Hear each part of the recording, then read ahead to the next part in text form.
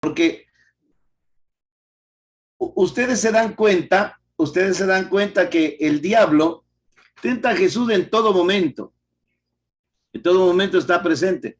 Algún momento inclusive le acusan a Jesús de estar endemoniado, de actuar en nombre del príncipe de los demonios. ¿Cuáles son estas tres tentaciones? Ya las hemos visto la semana pasada, decíamos el pan, la religión y el poder. El pan es el poder económico. La segunda tentación, el poder religioso. Y la tercera tentación, el poder material en sí, donde el diablo utiliza una mentira terrible, así como le dice a Eva en la tentación, ¿se acuerdan? Es cierto que Dios les prohibió comer de todos los árboles del jardín, y le hace esta pregunta de manera maliciosa, porque el diablo, en otras palabras, le está diciendo, ¿es cierto que Dios se preocupa de ustedes o no? Y con esa forma característica de engañar del diablo, que lo que sucede hoy también, ¿no es cierto? Que a veces nos decepcionamos de nuestra vida, parece que Dios no se ocupa de nosotros. Tantos problemas que nos aquejan. A ver, hay delincuencia, sicariato, robo, extorsión, enfermedades. ¿Qué nos da a pensar a nosotros? ¿Será que Dios se ocupa de nosotros? Esa es la pregunta, Eva. Dios se ocupa de ustedes. Mira que estás enferma o estás enfermo. Mira que te robaron. Mira que la vida es insegura, no hay trabajo, no hay empleo. ¿Dónde está que Dios se ocupa de nosotros? ¿Cómo podemos descubrir entre tanta oscuridad la luz que es Cristo, que es Dios? Ya vamos a ver, este tema de las tentaciones nos ayudan a dar la respuesta a estas cosas que parecen irrefutables. Algunos dicen, yo no creo en Dios, porque si Dios existiera, ¿por qué existe injusticia? ¿Por qué la maldad en el mundo? ¿Por qué parece que la maldad está venciendo en el mundo? Hay una como apariencia, como que el mal está venciendo al bien, pero no es así. Ya vamos a ver por qué, y la respuesta está en el Evangelio. En la primera tentación vemos nosotros, para hacerles un recorderis, ¿no es cierto? El pan está referido al dinero. Jesús siente hambre y el diablo se aprovecha de estas circunstancias humanas. Ustedes han visto a veces la maldad se mete por ahí, utiliza ese canal para entrar la maldad en el ser humano, de una necesidad, de una debilidad. El diablo siempre aprovecha de nuestras debilidades y ahí es donde él se mete. En Mateo, el pan, el dinero, se sitúa en diversos niveles. Verán, el primer nivel, ustedes han visto el tema de los Reyes Magos. ¿Se acuerdan que le ofrecen oro? ¿Sí? Oro. Y nosotros vemos que el oro tiene un simbolismo muy hermoso. Significa la realeza de Jesús, significa el gozo, la plenitud de Jesús. Darle oro significa reconocer lo que Jesús ha puesto en nosotros. Es que lo que Jesús ha puesto en nosotros es un tesoro maravilloso, como el evangelio que leíamos hace 3 semanas atrás. El tesoro escondido. Tan precioso es este tesoro que nosotros somos capaces de hacer 3 cosas. ¿Se acuerdan? Primero, dice, llenos. Primero la diferencia entre lo superficial y lo profundo. ¿En dónde está el tesoro? En lo profundo. Quiere decir que somos buscadores. Tenemos que buscar. 2, la alegría, signo característico del que siga a Jesús. Tercero, vender todo. El que encuentra el tesoro es feliz, como Pablo mismo lo dice, ¿no es cierto? Todo lo considero basura. Todo lo que dejé atrás vale la pena por el tesoro que encontré por Cristo Jesús. Y Pablo no tiene duda en hablar de una manera abierta de este lenguaje de la cruz. Y este lenguaje de la cruz de Pablo es la respuesta a esta segunda tentación, que ya la vamos a analizar ¿Qué significado tiene? B, en nuestro caso, el dinero es signo de ¿qué? De sumisión. Nuestra sociedad, el poder utiliza el dinero para someter, para crear dependencia al otro, del otro, ¿no es cierto? Para que los demás dependan de nosotros. Esa es la comida del diablo, ¿no es cierto? Signo de sometimiento. El diablo quiere sumisos, gente sumisa, ¿sí? C, el dinero del impuesto judío, ¿se acuerdan? El dinero también del impuesto romano. Bueno, pero el símbolo más importante será el dinero falso, mamona, que se llama mamón, ¿se acuerdan? Mamón, el dinero que se ha convertido en un dios falso. Y por eso Jesús en el Evangelio de Mateo, capítulo 6, versículo 24, va a decirnos, no pueden servir a dos amos, porque amarían al uno y aborrecerían al otro, o amarían al otro y despreciarían al otro. No pueden servir a Dios y al dinero, no pueden servir a estas dos cosas. En cambio, para Jesús, el dinero, el pan, más que satisfacer una necesidad individual, tiene que ir encaminado a un programa de transformación económica donde todos podamos vivir con dignidad. Ya vamos a ver después del si eres hijo. En cambio, el plan del diablo es divinizar el capital, divinizar el dinero. Ese es el plan diabólico. Divinizar. Y esta divinización del dinero termina destruyéndonos los unos a los otros por ambiciones marcadas, focalizadas.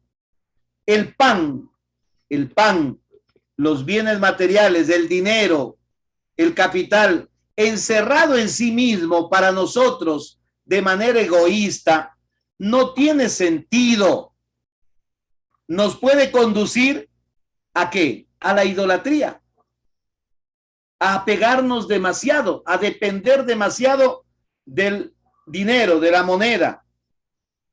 La acumulación, esto de la acumulación de capital nos enfrenta los unos con los otros. En cambio, la palabra de Dios, porque dice Jesús, de toda palabra que sale pero de la boca de Dios. No olvidemos que este término palabra en griego se dice grema, no se dice logos, porque logos es algo estático. En cambio, grema es algo dinámico, palabra en el sentido dinámico. Ustedes han sido purificados por la palabra que les he dicho. Aparece en Juan capítulo 6, ya por los versos 67. Esa es la palabra dinámica que entra en nuestra vida. La palabra, entonces, la palabra de Dios ha de ser por siempre origen, por un lado, y sentido de comunicación, de comunión que nos hace cada día más humanos. Esa es la Eucaristía. Nosotros celebramos la Eucaristía. La Eucaristía no es un rito, no es un acto de culto nomás. La Eucaristía reivindica la dignidad humana. Todas las veces que celebramos la Eucaristía, reivindicamos la dignidad humana. Por eso San Pablo en el capítulo 11 de la carta a los Corintios va a decirnos, cada vez que comemos de este pan y bebemos de este cáliz, anunciamos la muerte del Señor hasta que Él venga. La muerte, es decir, la expresión máxima del amor que se dona, que se gasta, que se acaba, ¿sí? En la cruz, ¿sí? A lo mejor para nosotros como una derrota. Ya vamos a ver en la segunda tentación que esto es cosa seria, ¿no? Más que la producción material, que es convertir las piedras en pan, o sea, acumular todo para mí. Y lógicamente, si yo quiero acumular capital, el egoísmo, se sirve de todo y no le importa aprovecharse de la mínima circunstancia para poder tener cada día más y usar todo tipo de medio, no solamente medio material, sino también medios humanos, donde se utiliza al hombre, al ser humano, como un fin como un medio, perdón. El ser humano no es un medio, sino un fin en sí mismo, por constitución antropológica. Entonces, la producción, el capital por el capital sería convertir las piedras en pan. Y la posesión de ese capital, el capital idolatría que es, ¿no? La palabra de Dios, en cambio, suscita y funda un tipo de comunicación que es universal, abierto. Nuestra humanidad sabe producir. Repito, nuestra humanidad sabe producir. ¿Qué es lo que no sabe? Compartir. No sabe compartir. No hay diálogo, no hay fraternidad, no hay apertura a la palabra que sale de la boca de Dios.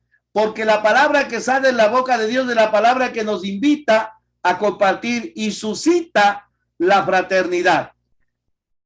El diablo utiliza en cambio a los hombres con este engaño. El diablo es posesivo. El poder hace eso. Y esto, ustedes saben que lo único que nos lleva es a la destrucción. Esto nos destruye.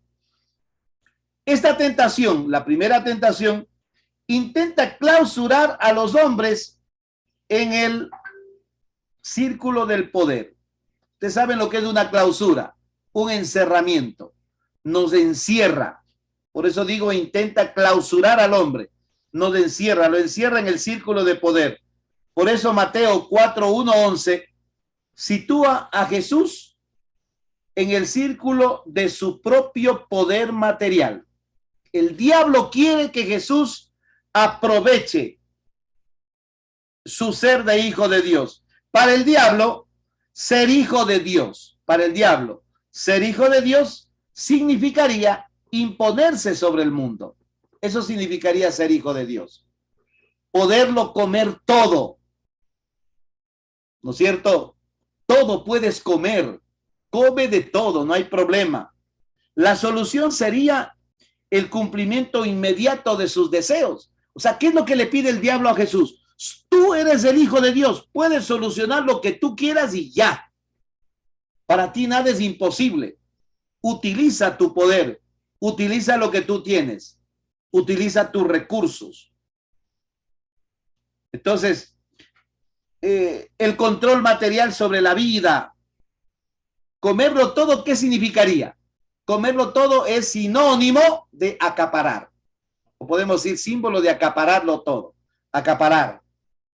Esto lo supera Jesús. Por eso Jesús vence al diablo.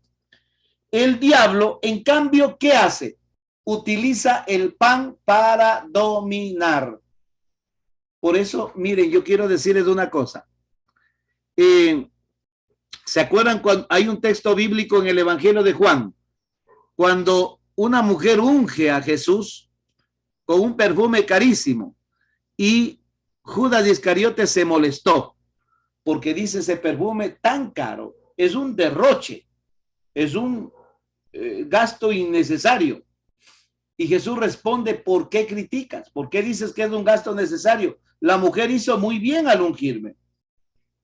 Porque pobres siempre tendrán. En cambio, a mí no me van a tener siempre. Este es un problema que desgraciadamente nosotros todavía no logramos entender ni superar. Pensamos que con dar de comer el sábado a los pobres ya hacemos una linda obra. Pensamos que con hacer algo, dar raciones alimenticias cada mes, una librita de arroz y todo, estamos peor que dando raciones alimenticias como en Cuba. Esa es la solución. Bueno, algo es algo. Y no nos esforzamos por formar verdaderos programas de vida donde podamos ayudar a los pobres. Qué fácil es parecer bien con dinero ajeno. Judas quiere vender en 300 denarios para quedar bien, ¿no es cierto? Y después que se acaban esos 300 denarios, acabó la solidaridad, acabó la caridad. O lo que la gente plantea a nivel mundial, ¿por qué el Vaticano no vende su riqueza ni con eso ayuda a los pobres? Tanta pobreza, eso durará para 2 días. Yo a la gente les explico así aquí de esta manera. ¿Qué tal si para ayudar en el problema de la pobreza en el Cantón Pangua, yo vendo la iglesia, vendo la custodia, vendo todo y ayudo a los pobres, vendo la casa parroquial? ¿Cuánto me durará ese dinero? Ese dinero me va a durar 2 días, porque cuando se ayuda a los pobres aparecen pobres en todo lado. En cambio, Jesús utiliza otra táctica. ¿Cuál es la táctica de Jesús? No tienen pan. Despide a la gente que se vaya a los caseríos a comprar algo de comer. Y Jesús responde, denles ustedes de comer. Es la comunidad la que tiene que responsabilizarse de sus pobres. No una sola persona, no 3 personas, sino la comunidad. Los 5 panes y los 2 peces. Entonces decimos, el diablo utiliza en cambio el pan para dominar. ¿Qué pasaba en la época de Jesús? Como una realidad social. Jesús pertenecía a una clase de campesinos sin tierra. Esta es la realidad, los Anahuín Yahvé. Sin tierra, artesanos bajos, precarios, inclusive hallándose cerca de los mendigos, de los mendicantes que andaban pidiendo caridad por ahí. Y una época, en un tiempo en que los terratenientes, acuérdense ustedes quiénes eran los saduceos, y había en la época del Imperio Romano ya era lícito el acaparamiento de tierras. Y esto pasaba. Habían muchos terratenientes que se habían convertido en dueños de un pan que empleaban ¿para qué? Para imponerse a los pobres. Ah, el patroncito es bueno, él nos ayuda, sí nos sabe dar alguna cosita, buenito es. ¿Se dan cuenta? Sí. Entonces, sí, en ese tiempo también se querían granjear la voluntad dando ciertas migajas, ¿no? Ciertas cositas. Jesús, en cambio, no quiere convertir las piedras en pan, sino que cambiemos nosotros desde nuestro corazón, desde nuestra vida, para que compartamos el pan en hermandad, en gratuidad y en amor. No quiere que convirtamos. Entonces, en este mundo tan competitivo, cada quien corra por donde más pueda. Y adelante, sí, y vaya para adelante y dejando a muchos atrás en el olvido, ¿sí? Siendo después inclusive indiferentes, donde ya no nos acordamos que existen pobres, o pensamos que ya no existen inclusive. El pan se vuelve humano, gracia y fraternidad, cuando lo compartimos. ¿Qué nos enseña Jesús de la multiplicación de los panes? Jesús dice, denme esos panes y esos pescados. Cogen sus manos. Esos panes y esos pescados son símbolo de la creación, de los bienes que Dios ha puesto en nosotros, pero que nosotros injustamente lo hemos acaparado. ¿Por qué? Porque hay un joven que tiene 5 panes y 2 peces, ¿sí o no? Solo uno, el resto no tiene. Esto está reflejando el tipo de sociedad que está viviendo Mateo. Y bueno, y muchas comunidades, donde unos pocos tienen y otros no tienen nada. Y Jesús, ¿qué pide al que tiene? Deme ese pan, traigan acá los peces. ¿Y Jesús qué hace? Partir. Y ahora ya no le devuelve a ese joven para que reparta. Ahora le da a sus discípulos. Vayan y repartan. Es decir, lo que yo he partido para todos, ustedes, ¿cuál será la misión de ustedes? Repartir. Y repartir significa volver a partir. Partir de nuevo. No es solo para mí, sino para que todos. ¿Y cuál fue el resultado? Todos comieron hasta saciarse y sobraron 12 canastas de migajas. Es decir, cuando hay solidaridad, fraternidad, nunca va a faltar el pan y nunca va a haber hambre. No habrá hambre en el mundo cuando nosotros somos serios. No olvidemos que el pan no es solamente el alimento material, la comida en sí. El pan son los bienes de la tierra que fueron destinados para todos y que por ahí hay un hito que tiene solito 5 panes y 2 peces. ¿No es cierto?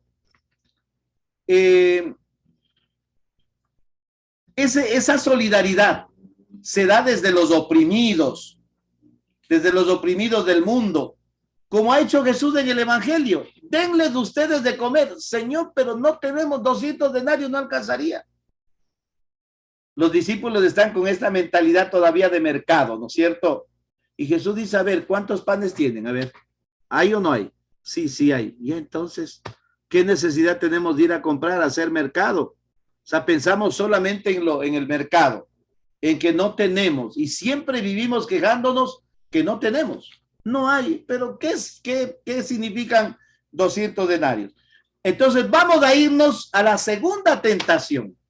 Yo no sé si alguien me puede ayudar con la lectura de la segunda tentación para refrescar la mente, ¿no es cierto? Evangelio de San Mateo, capítulo 4, versículo 5, hasta el versículo 7, del 5 al 7. Mateo 4, de 5 a 7. A ver si, Iván, ¿tienes en la Biblia?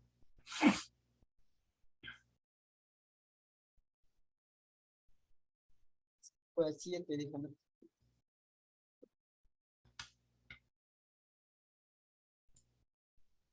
A ver, ¿quién tiene la Biblia?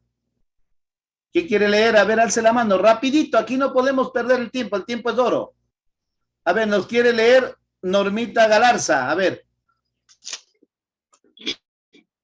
Él contestó, está escrito, no solo de pan vive el hombre, sino de toda palabra que sale de la boca de Dios. Luego el diablo se lo llevó a la ciudad santa, lo colocó en la parte más alta del templo. Siga, siga. Y le dijo, si eres hijo de Dios, tírate abajo, pues está escrito, ha dado órdenes a sus ángeles sobre ti. Te llevarán en sus manos para que tu pie no tropiece en la piedra. Jesús respondió, también está escrito, no pondrás a prueba al Señor tu Dios. Palabra del Señor. Bueno, un texto muy hermoso, muy precioso, ¿sí? Así como en la lección, Mirta nos hacía reflexionar sobre esta oración de súplica que hace Pedro. ¿Se han dado cuenta? Sálvame, Señor. Salva. Es una oración, el Osana del judío, del hebreo. Bien. Aquí el diablo, yo le pondría, aquí tengo la Sagrada Escritura. Miren, el diablo es tan astuto. Sería la tentación de malinterpretar la Escritura. El diablo lee solo una parte de la Escritura. ¿Cuál es la parte? El Salmo 91 del 11 al 12. Pero se le olvidó el versículo primero. El que habita al amparo del Altísimo. ¿Sí? El que habita al amparo del Altísimo. Parece, no sé si lo, bueno, el que habita al amparo de Elión, o sea, del Altísimo. ¿Sí? Y vive o habita a la sombra de El Shaddai, del omnipotente, del Dios de las alturas, ¿no? Dice el texto. O sea, vamos a ver qué tentación es esta. Yo quiero preguntarles a ustedes alguna inquietud sobre la primera tentación. O sea, ¿qué es lo que Jesús venció frente al poder en ese tiempo? El poder económico, un poder dominante, imponente, inclusive cruel. Y Jesús hizo del reino de Dios, en cambio, un poder de servicio, un poder de entrega, un poder de sacrificio, un poder donde la fuerza no es del que más tiene, sino la fuerza radica en el amor, en la solidaridad, en la justicia y en la fraternidad. Ahí radica el verdadero poder. Y Jesús les dice, los jefes de este mundo tiranizan al pueblo como si fueran sus dueños. Yo, en cambio, entre ustedes no será así. El que quiera ser el primero, que sea el último. Es decir, que renuncie a toda pretensión de poder. Si quieren ser primeros, sáquense de la cabeza la palabra poder. Y que sea el último. Y el que sea más importante, que sea el servidor, el diácono. ¿Sí? Que sea el diácono. Sí, no sé, está el diácono José Herbas aquí. Que sea diácono el que quiera, ¿cierto?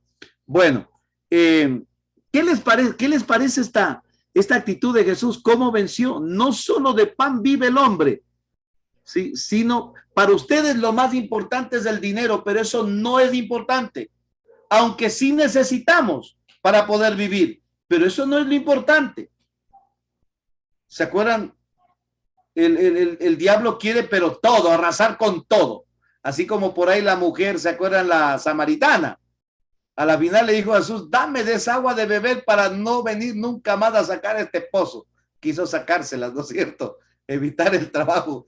Y no, Jesús se está refiriendo a otro tipo de agua. ¿Sí? El agua, a la final, el agua que sacia, el manantial que sacia es Jesús mismo. Es la buena nueva. Es Él, el evangelio vivo, ¿no? Sí está claro esta primera tentación para que dejemos de interpretar así nomás de que aquí el diablo le dice, no, es lo que se da cada día. Hoy también es lo mismo. Hoy existe la ambición, los intereses personales, nos dejamos llevar por, y vamos a ver que la segunda tentación también hoy se nos pega. Y antes de reflexionar sobre la segunda tentación, quiero contarles una pequeña anécdota. Una señora una vez se acerca a ofrecer una misa a la Santísima Cruz. Padrecito, quiero pagar una misita a la Santísima Cruz. Digo, ¿con qué intención? Yo le pregunto, ¿para qué? Dice, es que estoy enfermita, quiero que el Señor me cure porque estoy enferma. O sea, paga la misa a la Santísima Cruz para que le libre de la cruz. Para decirle, no quiero la cruz. ¿Qué les parece? Para decir, no quiero la cruz. Entonces, bien, con esto vamos a empezar. Aquí nosotros vemos al diablo exegeta, religioso, piadoso, porque dice la escritura, te llevarán los ángeles. Oh, Dios mío. Claro, para engañar. Apela a la providencia, seguridad milagrosa. Sería como un Dios sin verdadera encarnación. A ver, ¿por qué digo esto? Quiero que me entiendan. ¿Podría Jesús botarse del alero del templo sin sufrir ningún daño? 45 metros de altura. ¿Puede o no puede? ¿Quién quiere responder? A ver, alce la mano. Marcelo Rosas quiere responder. A ver, concretamente, ¿puede o no puede?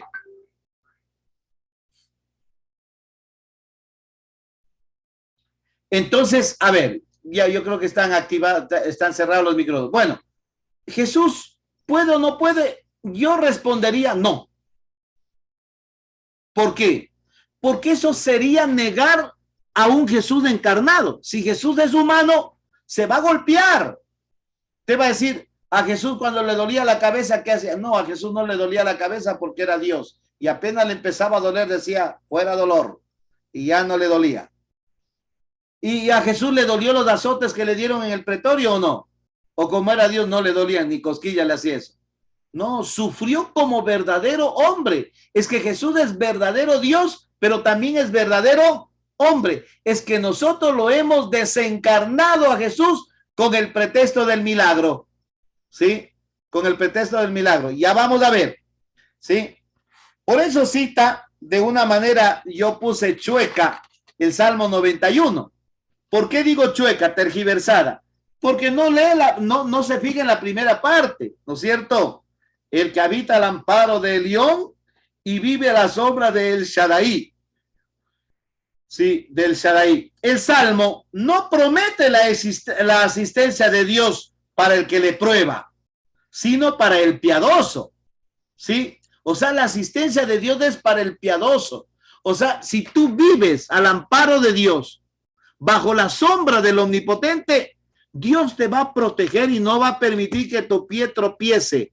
¿Pero por qué? Porque tú mismo te abres a la acción de Dios, a lo que tú quieres, perdón, a tu esfuerzo, a tu compromiso. Es que Dios no hace nada sin contar con nosotros. No hace nada sin contar con nosotros. Quiere que Jesús se lance hacia abajo y forzar en Dios una respuesta milagrosa. Como tú eres el Hijo de Dios, lánzate. Y Dios, si no quiere que mueras, no quiere, Dios te va a proteger. A ver, ¿qué padre no protege a su hijo? A ver, aquí hay un problema. Todo padre protege a su hijo. Pero hay un problema grave. Muchos padres no protegen, sino sobreprotegen. Si estamos, sobreprotegen. Le evitan a los hijos complicaciones, le evitan problemas, le evitan de todo. Y con el pretexto es que yo no quiero que mi hijo sufra lo que yo sufrí. No quiero que a mi hijo le pase lo que a mí me pasó.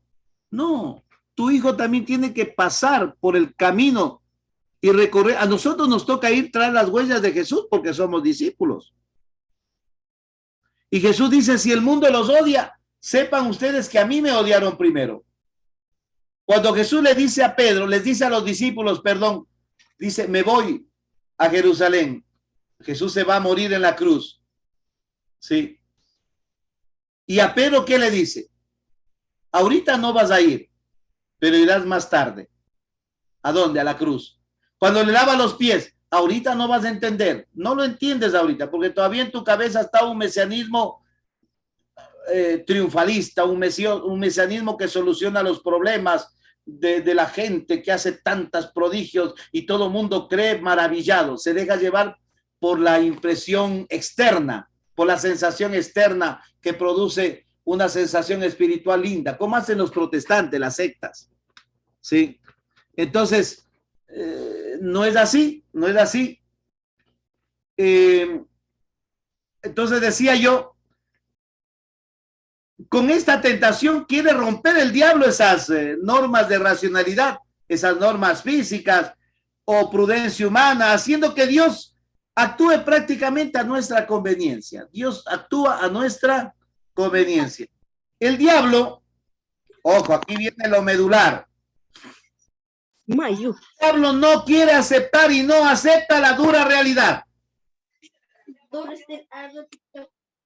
A ver, ¿por qué digo que no quiere aceptar la dura realidad de la vida del diablo? Lea el primer anuncio de la pasión en el Evangelio de Mateo capítulo 16. Cuando Jesús hace el primer anuncio, ¿qué pasó? El Hijo del Hombre va a ser condenado en manos de los sumos sacerdotes, los ancianos y los escribas. Le darán muerte y al tercer día resucitará. Cuando eso escuchó Pedro, Pedro trató de disuadirlo, porque un Mesías no puede pasar por esos momentos dolorosos. Imposible que lo azoten, imposible que lo maten. El Mesías no tiene que morir. Entonces, ¿cómo le llamó Jesús a Pedro? ¿Con qué nombre? Satanás. ¿Se acuerdan? Ponte detrás de mí, Satanás. Deuteopisomu, Satanás.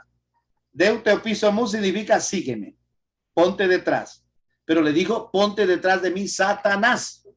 ¿Por qué? ¿Por qué Satanás, Pedro? Porque quiere disuadirlo, piensa que la vida es fácil, llegar a la gloria de manera maravillosa, alegre, feliz, contento, sin nada de complicaciones, sin nada de compromisos, sin cruz. Sin cruz, la salvación es desencarnada, fuera de tono. Y eso nos enseñaba el Evangelio de la Transfiguración, ¿se acuerdan? Sí, no, asumir las consecuencias de la fidelidad al proyecto de Dios es abrazar la cruz. Y la cruz es el paso, el camino a la gloria, al monte, al encuentro definitivo con Dios, donde nos encontraremos todos un día. Por eso el diablo no quiere aceptar, así como Pedro no aceptó.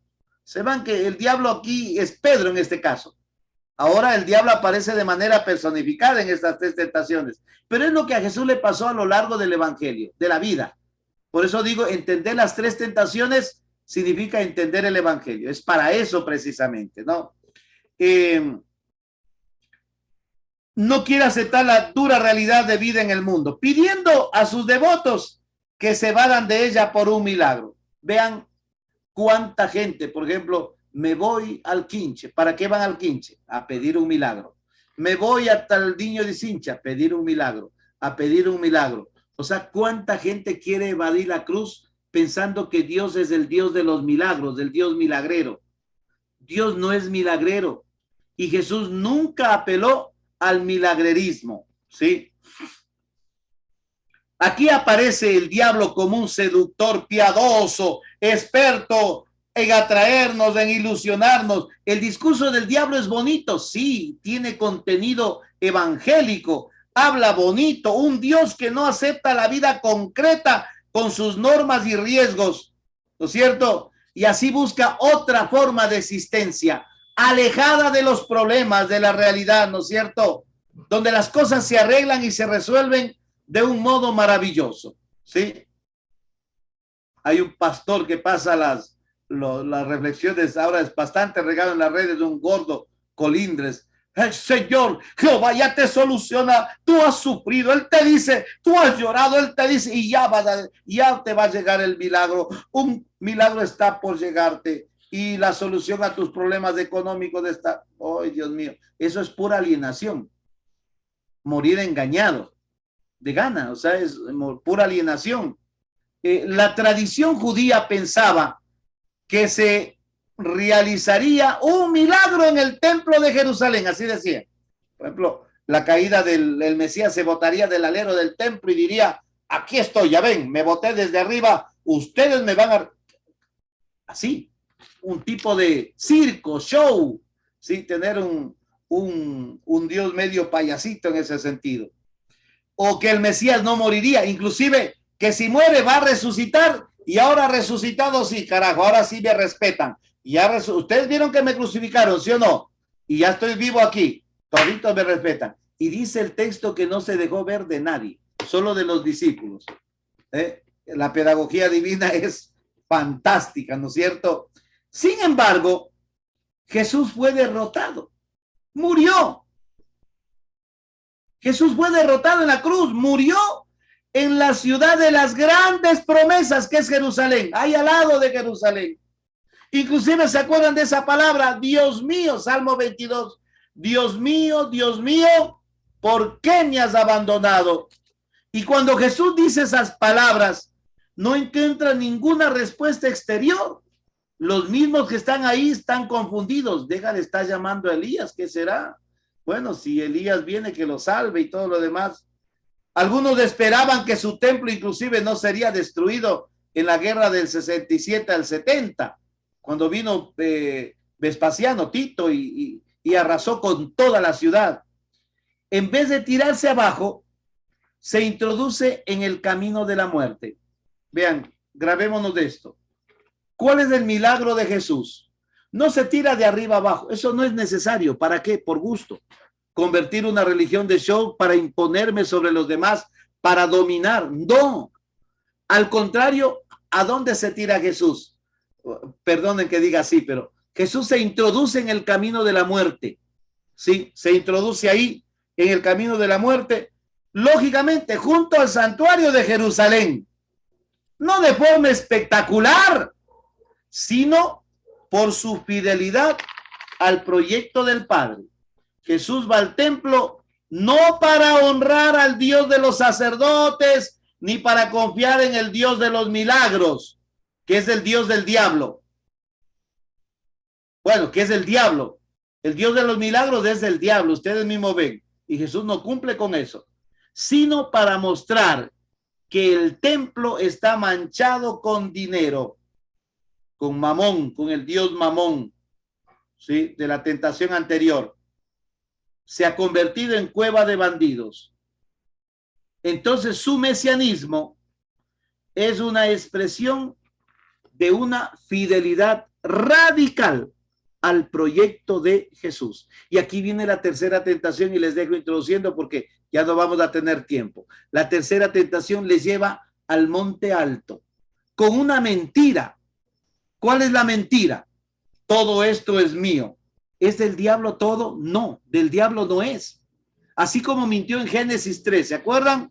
Es cierto que Dios les dijo, ¿no? Que no coman de todos los árboles. No, no nos dijo eso, dice Eva. Todo lo contrario, que de todos podemos comer menos de ese, del árbol de la mitad. Porque el momento que comamos, moriremos. Y el diablo empieza, ¿no? Es que Dios muy bien sabe. No, de ninguna manera van a morir. Es que Dios bien sabe que el momento que coman, se les abrirán los ojos. Y serán como dioses. El ser humano pretendiendo ser Dios. Querer sustituir a Dios. Y por eso el diablo se cree dueño. Y no es dueño. Todo esto es mío y te lo daré si me adoras. En ese momento Jesús utiliza el término de todo un exorcista. Quítate, apártate de mi vista, Satanás, porque está escrito, adorarás al Señor tu Dios y solo a Él le rendirás culto, solo a Él. Todas las citas bíblicas están tomadas del libro del Deuteronomio y esto es maravilloso, ¿sí? Esto es maravilloso. En estos tres lugares donde se da la tentación y donde se da también nuestras tentaciones. ¿Cuáles son esos tres lugares? El primer lugar, ¿cuál es? El desierto.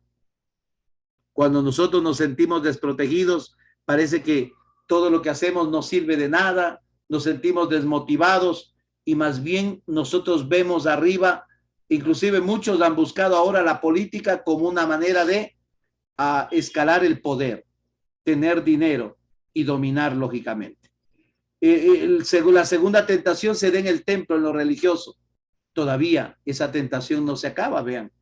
Una religión milagrera, una religión que adormece, no que libera, una religión que mantiene gente sumisa, adeptos y no discípulos.